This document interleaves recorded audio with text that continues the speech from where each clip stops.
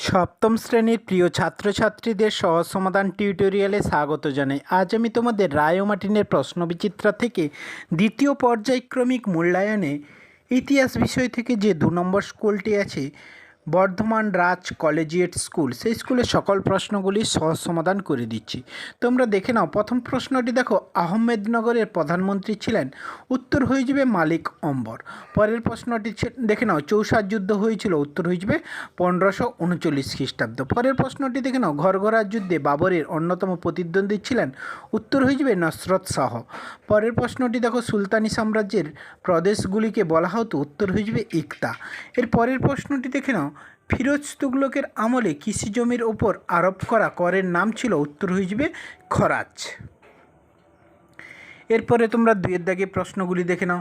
প্রথম প্রশ্নটির উত্তর হয়ে যাবে ইবন বতুতা। তার পরের প্রশ্নটি দেখে নাও, ঠিক ভুল নির্বাচন করো। ঝিলাম নদীর অপর নাম বিতস্তা, কথাটি সত্য। এর পরের প্রশ্নটি দেখে নাও, দোয়াব অঞ্চল কোনটি? উত্তর হয়ে যাবে গঙ্গা যমুনার মধ্যবর্তী অঞ্চলকে দোয়াব বলা হয়। পরের প্রশ্নটি দেখে নাও, ওয়াতন কথার অর্থ কী? উত্তর হয়ে যাবে নিজের ভিটে বা এলাকা। এর পরের প্রশ্নটি দেখে নাও, আকবর কত খ্রিস্টাব্দে দোহশালা ব্যবস্থা চালু করেন? উত্তর হয়ে যাবে 1580 খ্রিস্টাব্দে। এরপরে তোমরা 3-এর দাগের প্রথম প্রশ্নটি দেখে নাও, উলেমা কাদের বলে? উত্তর হয়ে যাবে আরবি ভাষায় ইলম মানে হলো জ্ঞান, আলিম মানে হলো জ্ঞানী। বিশেষভাবে যারা ইসলামী শাস্ত্রে পণ্ডিত তাদের বলে আলিম। একের বেশি আলিমকে বলা হয় উলেমা। উলেমা শব্দটি বহুবচন, তাই উলেমারা বা উলেমাদের কথাগুলো ঠিক নয়। এর পরের প্রশ্নটি দেখে নাও, সাহানা ই মান্ডি বলতে কী বোঝো? উত্তর হয়ে যাবে সাহানা ই মান্ডি বলতে বোঝায় সুলতানি যুগে এক শ্রেণীর রাজকর্মচারীদের। সুলতান আলাউদ্দিন খলজি বাজারদর নিয়ন্ত্রণ ব্যবস্থায় বাজারদর তদারকি করার জন্য এই জাতীয় কর্মচারী নিযুক্ত করেন। বিভিন্ন ধরনের বাজার দেখাশোনা করা ছিল এই কর্মচারীর কাজ। এর পরের প্রশ্নটি দেখে নাও, পানিপথের প্রথম যুদ্ধ কত খ্রিস্টাব্দে হয়? উত্তর হয়ে যাবে পানিপথের প্রথম যুদ্ধ হয় 1526 খ্রিস্টাব্দে। কাদের মধ্যে হয়েছিল? উত্তর হয়ে যাবে বাবর ও ইব্রাহিম লোদির মধ্যে। এরপরে তোমরা 3-এর দাগের 4-এর প্রশ্নটি দেখে নাও, সুলহ ই কুল কি?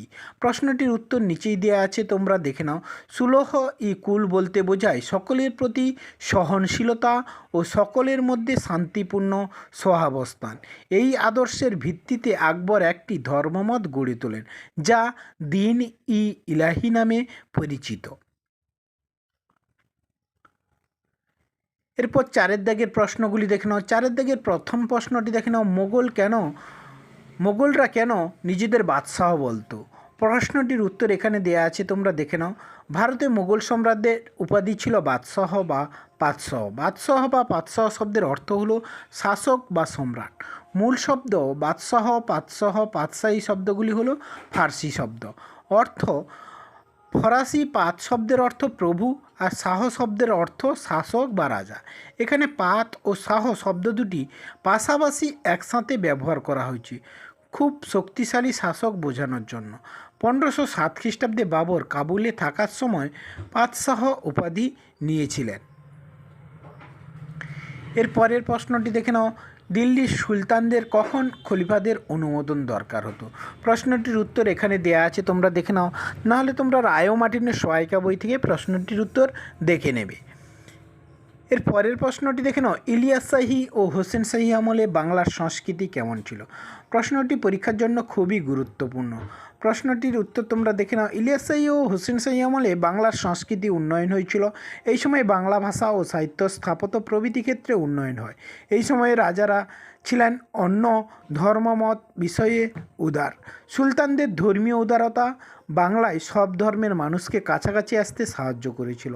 এই সময়ই বাংলায় শ্রী চৈতন্যের নেতৃত্বে ভক্তিবাদের প্রচার শুরু হয়।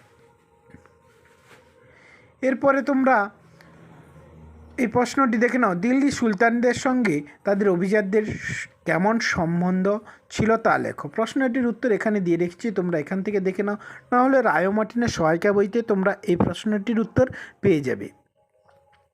এর পরের প্রশ্নটি দেখে নাও, দাক্ষিণাত্য ক্ষত মোগল শাসনের ওপর কী প্রভাব ফেলেছিল। প্রশ্নটির উত্তর এখানেই দেওয়া আছে, তোমরা এখান থেকে দেখে নাও, না হলে তোমরা রায় ও মার্টিনের সহায়িকা বই থেকে প্রশ্নটির উত্তর দেখে নেবে। এর পরের প্রশ্নটি দেখে নাও, দিল্লি কেন সুলতানদের রাজধানী হয়ে উঠেছিল? দিল্লির নাম হজরত ই দিল্লি হয়েছিল কেন?